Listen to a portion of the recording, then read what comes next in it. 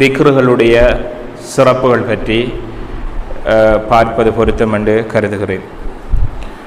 உண்மையில் ஒரு தடவை நபி ஸல்லல்லாஹு அலைஹி வஸல்லம் அவர்கள் முஆத் இப்னு ஜபல் ரலியல்லாஹு அன்ஹு அவர்கள் இந்த செய்தியை அறிவிக்கிறார்கள்.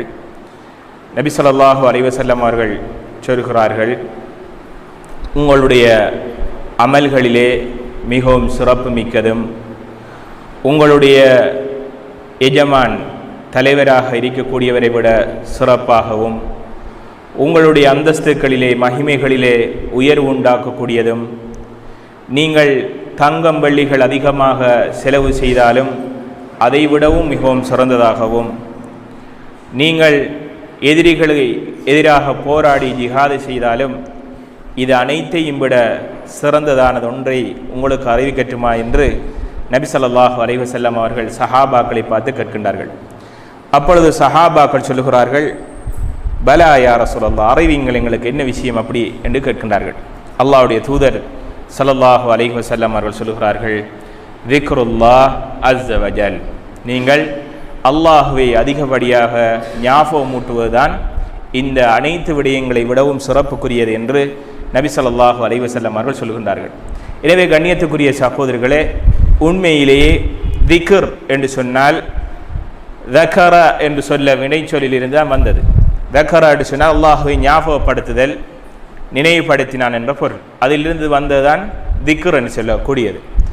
இதை அல்லாஹு தஆலா உண்மையில் ஒரு சில சகோதரர்கள் இந்த திக்ரை பொறுத்தவரையில் சந்தர்ப்ப துவாக்கள் என்று நிறைய பாடமாக்கி தங்களுக்கு மத்தியில் அறிமுகம் செய்து கொண்டு அமல் செய்கின்றார்கள்.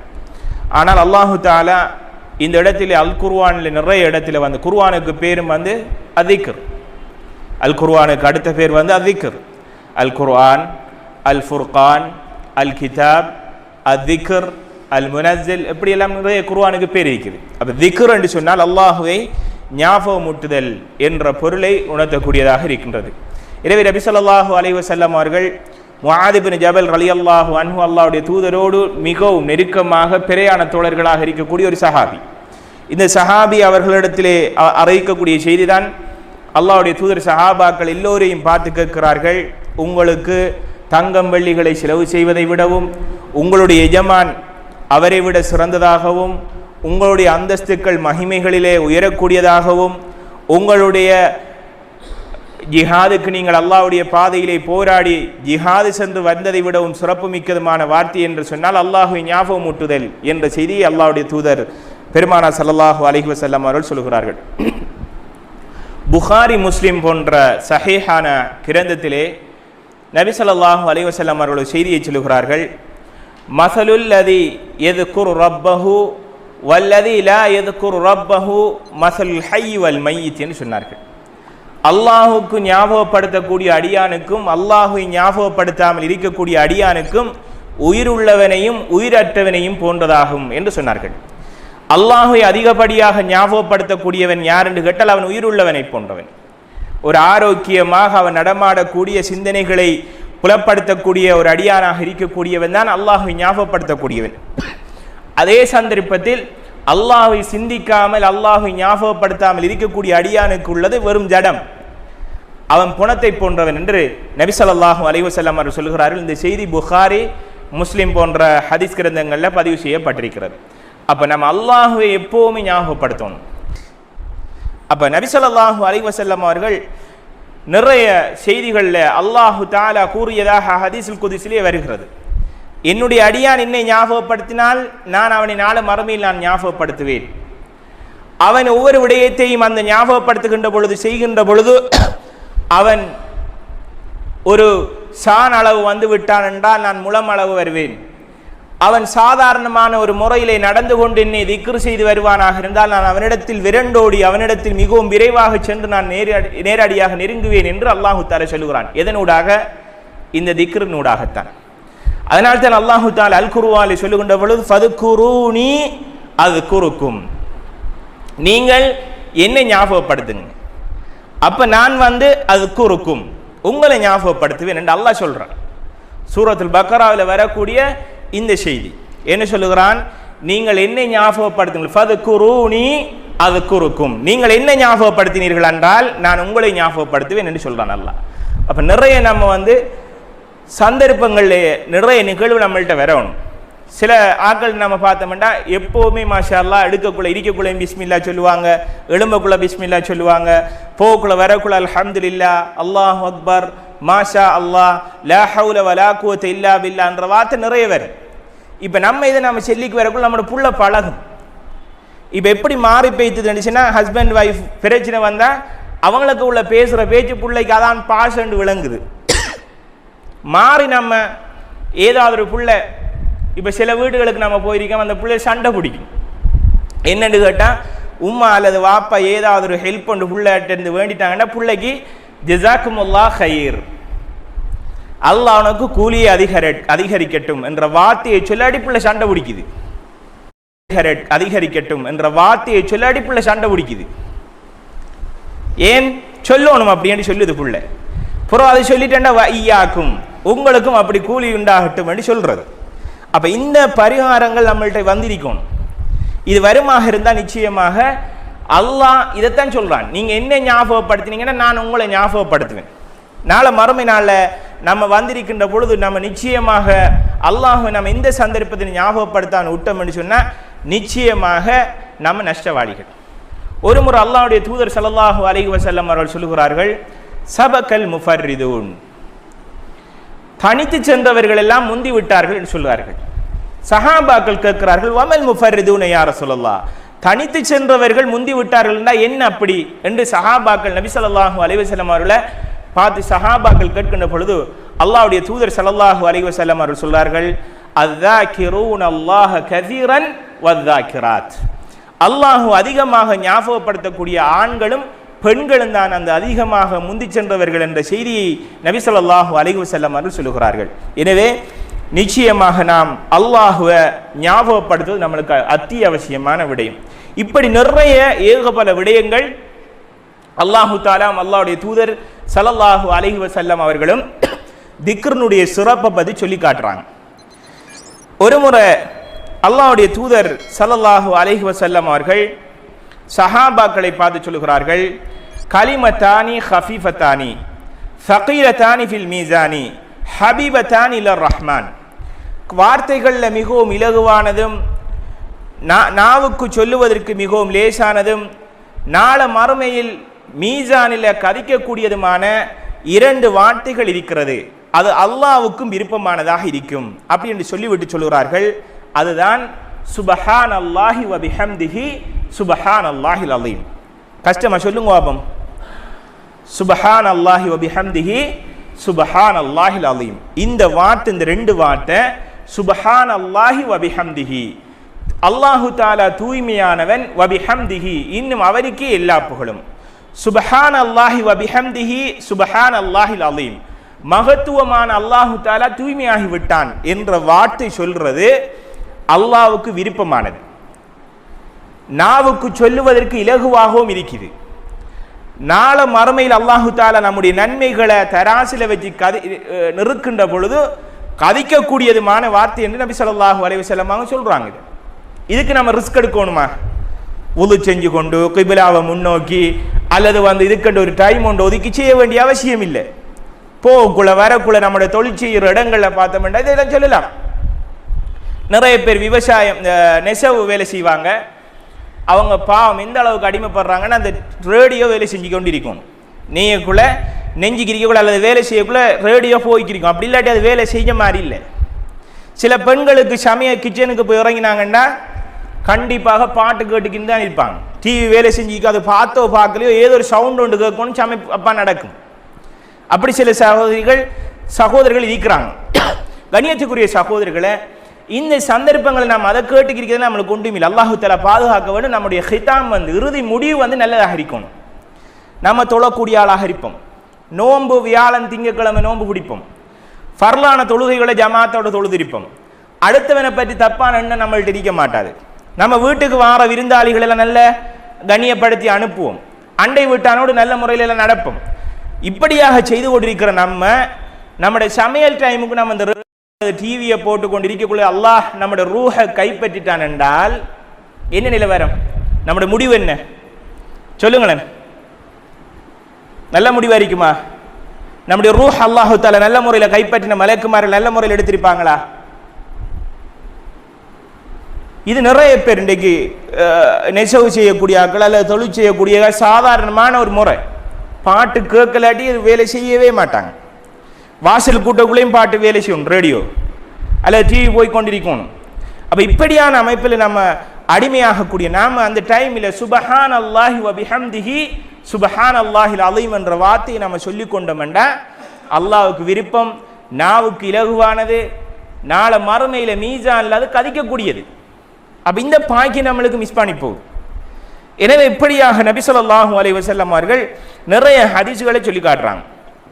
இன்னும் ஒரு சந்தர்ப்பத்தில் அபூ மூஸா அஸ்ஸரி ரலியல்லாஹு அன்ஹு அவங்க அறிவிக்கிறாங்க, நபி ஸல்லல்லாஹு அலைஹி வஸல்லம் அவர்கள் சொல்லுகிறார்கள், அத்துஹூரு சத்ருல் ஈமான், சுத்தம் ஈமானின் பாதி அப்படின்னு சொல்லிட்டு, வல்ஹம்துலில்லாஹ் தம்லஉல் மீசான், அல்ஹம்துலில்லாஹ் என்று சொல்லக்கூடிய வார்த்தையை நீங்கள் சொல்லிவிட்டீர்கள் என்றால் மீசானில் உங்களுக்கு கதிக்கக்கூடியது.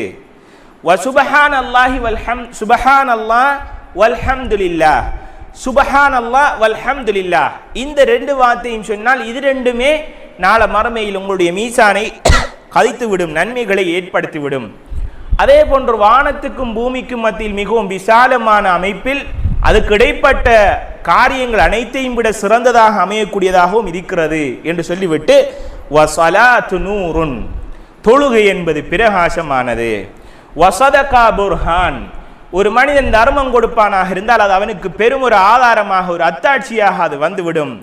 வஸப்ரு தியா, பொறுமை என்பது ஒரு ஒளியாக இருக்கும், பிரகாசமாக இருக்கும். வல் குர்ஆனு ஹுஜ்ஜத்துன் லக் அவ் அலைக், குர்ஆன் என்பது உனக்கு சாதகமாகவும் அமையும் பாதகமாகவும் அமையும். என்னது குர்ஆன் உனக்கு சாதகமாகவும் அமையும் பாதகமாகவும் அமையும் என்றா, குர்ஆன் ஒரு மனிதன் ஓதி அதை அமல் செய்து அதை நடைமுறைப்படுத்துவானாக இருந்தால் அது நமக்கு சாதகம். எப்பொழுது அதை நம்ம பரிகாரமாக அதை குர்ஆன் நம்முடைய வாழ்க்கையில திக்ர் ஞாபகப்படுத்தக்கூடியது, ஓதக்கூடியது என்ற சிந்தனை இல்லாமலுக்கு அப்படி நம்ம வச்சுக்கொண்டு அது அதில் பாட்டுக்கு இருக்குது, அல்லாஹு தஆலா இறக்கியிருக்கிறான், அது அல்லாஹ்வுடைய கலாம் என்று எல்லாம் அறிந்து அப்படியே வச்சோம்னா அது நம்மளுக்கு பாதகமாக அமைந்திடும். நாளை மறுமையில் அது நமக்கு சிபாரிசு செய்ய மாட்டாது, பரிந்துரை செய்ய மாட்டாது. அதனைத்தான் அல்லாஹ்வுடைய தூதர் சொல்கிறார்கள், ஹுஜ்ஜத்துன் லக், உனக்கு அது சாதகமாக அமையும், சில வேளை அது பாதகமாகவும் அமைந்து விடும் அப்படின்னு சொல்றாங்க. அப்ப நிறைய இறுதியாக இந்த சந்தர்ப்பத்தில் அல்லாஹு தஆலா அல் குர்ஆன்ல சொல்லுகிறான், இந்த திக்ருடைய வெயிட்டை பற்றி சொல்லுகின்ற பொழுது, அலா பிதிக்ரில்லாஹி தத்மஇன்னல் குலூப், நீங்கள் அறிஞ்சு கொள்ளுங்கள், நீங்கள் உள்ளத்தில் உங்களுக்கு அமைதி கிடைக்க வேண்டும் என்றால் அல்லாஹ்வை ஞாபகப்படுத்துங்க. உண்மையில கண்ணியத்துக்குரிய சகோதரர்களை, நம்முடைய வாழ்க்கையில் அனுபவிச்ச ஒரு விஷயம் உண்டு. கவலை உள்ளத்தில் வருதாண்டா நம்ம யாரிடத்திலையும் ஒன்றும் சொல்ல தேவையில்லை.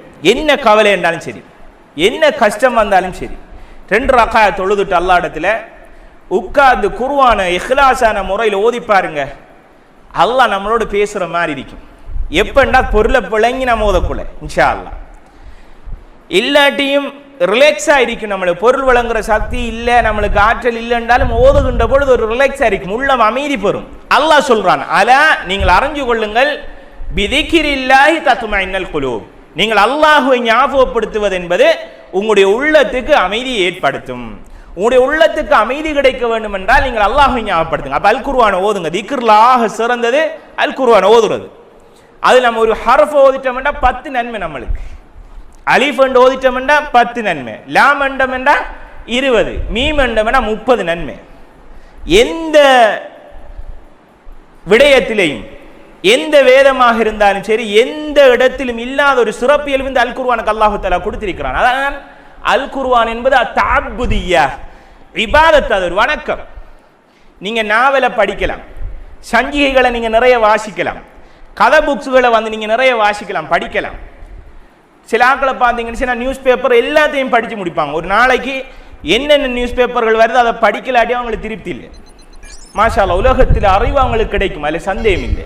ஒருவர் வாசித்தார், அவர் பூரண அறிவுடைய, அவருக்கு அறிவு கிடைப்பதாக இருந்தால் வாசிப்பு கூடுதலாக இருக்கணும், அதில் சந்தேகம் இல்லை. ஆனால் அதே டைமில் நீங்கள் அல் குர்ஆனை ஓதுனீங்கன்னு சொன்னா ஒரு ஹர்ஃப் வாசிட்டீங்க 10 நன்மை. எதிலையும் இல்லை. ஜபூர் வேதமாக இருக்கலாம், இஞ்சிலாக இருக்கலாம், இதுக்கு முன்னால் அருளப்பட்ட இந்த வேதத்துக்கும் அல்லாஹு தஆலா எப்படியான ஒரு சிறப்பியல்பை கொடுக்கல. அல் குர்ஆனுக்குள்ள ஸ்பெஷல் என்னன்னு கேட்டால், நீங்க ஒரு வார்த்தை பிரயோகத்தை ஓதிட்டீங்கன்னா அதுக்குரிய அமைப்பு நன்மை 10 நன்மை எழுதப்படுது.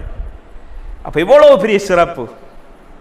உள்ளத்துக்கு அமைதி கிடைக்குது, கண்ணுக்கு பிரகாசம் கிடைக்குது, கண்ணுக்கு ஒளி ஏற்படுகிறது, உள்ளம் அமைதி பெறுகிறது. அல்லாஹு தஆலா கூலியாகவும் எழுதி விடுகிறான், நாள மறுமையில் அது நமக்கு பரிந்துரையாகவும் அமைந்து விடுகிறது. இதனால தான் இஸ்லாம் உலகத்தில் பொறாமப்பட முடியாத சந்தர்ப்பமாக 2 சந்தர்ப்பத்தை மாத்திரம் அல்லாஹு தஆலாவுடைய தூதர் ஸல்லல்லாஹு அலைஹி வஸல்லம் அவர்களுடைய ஹதீஸின் ஊடாக நம்ம பார்க்கிறோம்.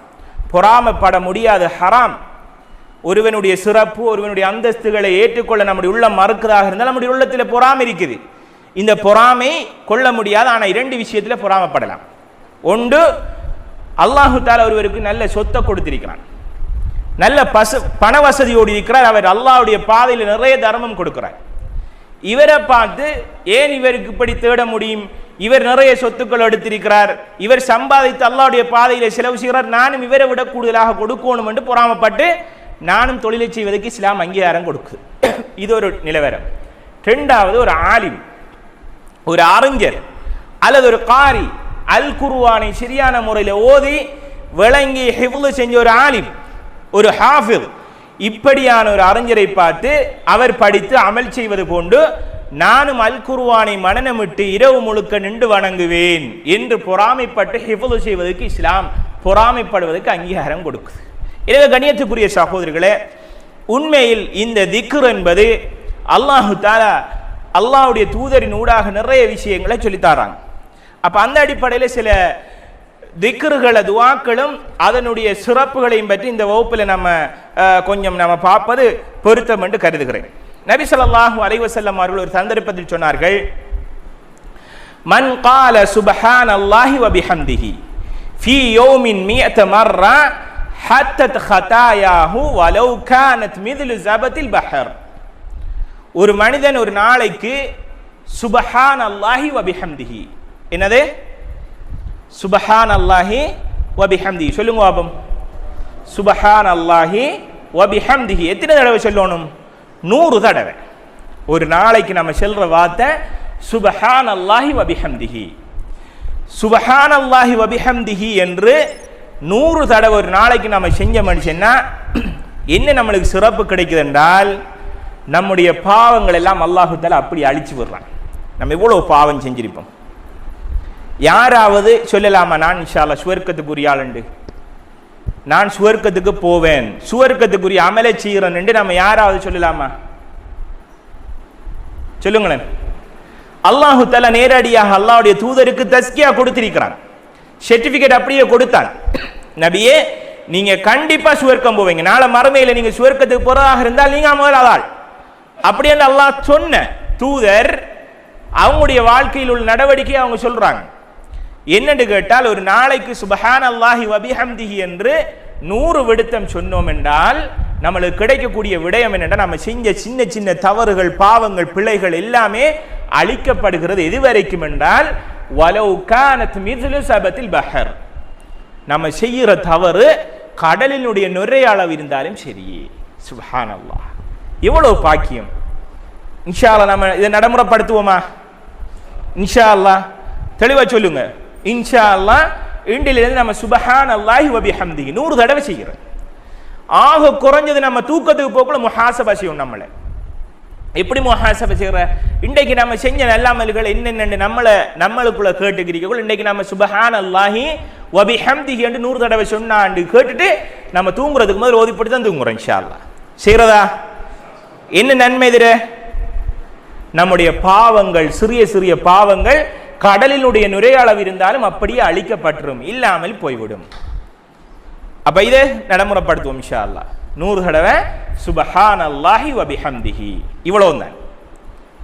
அப்ப இஹ்லாஸான முறையில் நம்ம இதை ஓதினோம்னா அந்த நம்மளுக்கு அந்த சிறப்பு கிடைக்கும். இன்னும் ஒரு தடவை ஸல்லல்லாஹு அலைஹி வஸல்லம் அவர்கள் சொல்லுறார்கள்,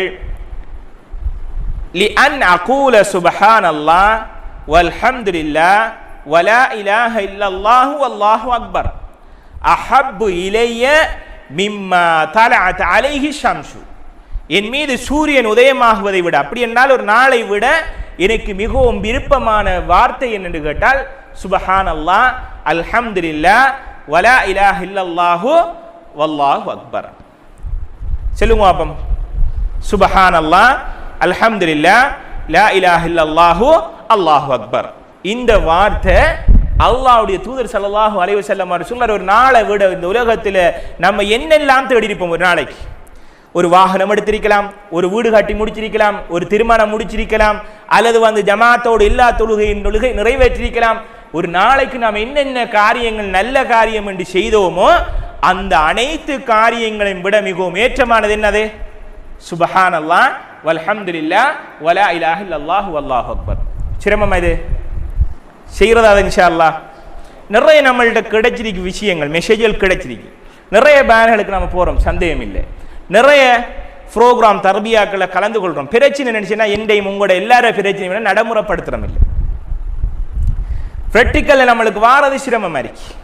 ஃபஜ்ரு தொழுகைக்கு மிகவும் சிரமப்பட்டு வாரம், கடும் கஷ்டப்பட்டு தான் போராட்டத்தின் பேரில் வாரம். இப்போ ஃபஜ்ருடைய வாங்கு 4:50 கிட்டத்தட்ட, அப்படிதானே? 4:50 நல்லா பிந்தி வாங்க சொல்லுது. அப்போ ஆக குறைஞ்சது 4:30 கிளம்புவோமான்னு பார்த்தா கஷ்டம். ஒரு 3 ரக்காயத்தாவது ஆக குறைஞ்ச தொழலாம் என்ற யோசனைக்கு வாரம்னா கஷ்டம். சரி, அப்படித்தான் ஃபஜ்ரு தொழுகைக்கு தொழுவிட்டோம்டா பள்ளியை விட்டு வெளியிறங்கி போகக்குள்ள யாராவது ஒருவன் மீட் பண்ணுவான், யாரையாவது ஒரு ஆளை தலைப்பை பற்றி தான் பேசுவோம். நம்ம இப்படி நம்மளுக்குள்ள நம்ம நிறைய பாவம் செய்கிறோம். அமல்கள் செய்கிற அடுத்த சைட்டில் நிறைய பாவம் நம்மளை அறியாமலுக்கு நம்ம செஞ்சுட்டு இருக்கோம். அது விரும்பியோ விரும்பாமல் இருக்கும். நம்ம யோசிப்போம், இன்றைக்கு நம்ம நல்ல முறையில் இருக்கணும், இன்றைக்கு தக்குவாதாரியாக நம்ம இருக்கணும் யோசிப்போம். பேசப்பட யாரையும் பற்றி நம்ம தப்ப நம்பிக்கப்படா, யாரையும் பற்றி யூகமாக நம்ம பேசக்கூடாது சிந்திச்சு போவோம். யாராவது கொள்ளிடுவான், போட்டால் அதை தலைப்பை முடிச்சு போட்டு தான் விடுவோம். அப்போ இப்படியாக நம்ம சேர்த்து பாவங்களை சுமந்து கொண்டிருக்கக்கூடிய நம்ம இந்த ஈஸியான வழிகளின் ஊடாக நம்ம நிறைய நன்மைகளை சம்பாதிக்கணும். எனவே சுபஹானல்லாஹ், வல்ஹம்துலில்லாஹி, வலா இலாஹ இல்லல்லாஹு வல்லாஹு அக்பர் இந்த சூரியன் உதயமாகும் நாளிலிருந்து, அதாவது ஒரு நாளை விட சிறந்தது, என்னென்ன காரியங்கள் செய்தோமோ அனைத்தையும் விட சிறந்தது என்று நபி அலைஹி வஸல்லம் அவர்கள் சொல்லுகிறார்கள். இன்னும் ஒரு சந்தர்ப்பத்தில் அல்லாஹ்வுடைய தூதர் ஸல்லல்லாஹு அலைஹி வஸல்லம் உறுதியாக இந்த செய்தியை சொல்லிட்டு நம்ம இன்ஷா அல்லாஹ் முடிப்போம். பிறகு அடுத்தடுத்த வகுப்புகளில் சிறப்புகளை நம்ம பார்க்கலாம். ஒரு முறை நபி ஸல்லல்லாஹு அலைஹி வஸல்லம் அவர்கள் சஹாபாக்களை பார்த்து கேட்குறாங்க, உங்களுக்கு ஒரு நாளைக்கு ஒரு ஆள் 1000 நன்மைகளை சம்பாதிக்கலாமான்னு கேட்காங்க. அயஅஜிஸு அஹதுக்கும் அயக்ஸிப குல்ல யௌமின் அல்ஃப ஹஸனாத், 1000 நன்மைகளை உங்களுக்கு ஒவ்வொரு நாளைக்கும் சம்பாதிக்க முடியுமா அப்படின்னு சஹாபாக்களை பார்த்து கேட்காங்க. அப்போ அந்த மஜ்லிஸில் இருந்த சஹாபாக்கள் ஒரு ஆள் கேட்கார், யா ரசூலல்லாஹ், ஒரு நாளைக்கு 1000 நன்மைகளை எப்படி சம்பாதிக்க முடியும்?